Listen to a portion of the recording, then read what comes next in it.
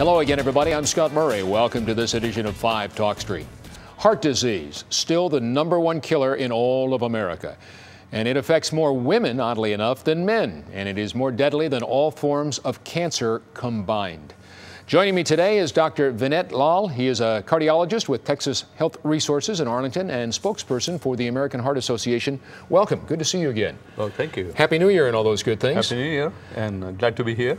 That statistic, more women will die from heart disease than men, and you say that's been the case since 1984? Yes. That's 30 years. Yes. Where does that all come from? That just totally blew me away. So the heart disease is more common in women. It is under-recognized and under-diagnosed. Why do you think that is, doctor? I think one of the reasons we think is because women, being the caretaker at home, they are more involved in taking care of their children, their spouses, their parents. Do they just not go get checkups, or they don't understand the symptoms? And the symptoms are also different in women. So it's underestimated. They under-recognize their symptoms, and they don't get chest pain like men do when they have heart disease. Really? So that's. Do we know why that is or not? No, we still don't know why they don't get classic chest pain symptoms, but their symptoms are more subtle. So they get more shortness of breath, they get more tired easily, and sometimes it's a jaw pain, neck pain, atypical symptoms, and they don't seek care as quickly as they would send their husband or their parents for. I see. They're more pronounced in a male than they would be in a female. They are more pronounced in a male, and women kind of just take their symptoms a little easy. This is part of the duty? It's part of the duty. And the first thing I looked at, and then we can move on to something else, but the first thing I saw when I saw this was, I wonder if it's because women, with all due respect to women, have become more involved in the man's world here in the 21st century. The late 21st century, we see a lot more women CEOs in more stressful situations that you thought at one time were primarily male jobs or male occupations. That has nothing to do with it? Well, I'm sure there is some degree of truth in that. More stressful life situation, work, some habits like smoking, dietary changes, and so those things may have more contributed to women having more or recognized more to have heart disease now. And you've gone just where I was going to go.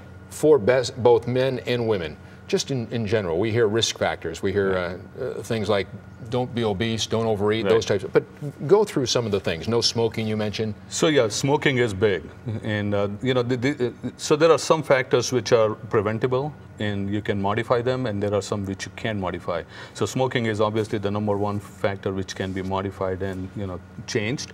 Diabetes, high blood pressure, high cholesterol, and physical inactivity, obesity, high BMI, metabolic syndrome.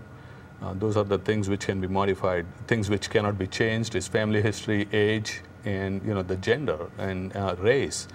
Heart disease is much more common in African American women, Hispanic women, and Asian women compared to Caucasian population. Really? Yeah.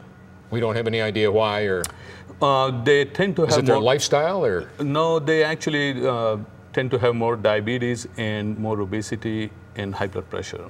So those 3 factors add up to causing more heart disease. And all the things you just mentioned, at least for the most part, just about every one of those theoretically is preventable.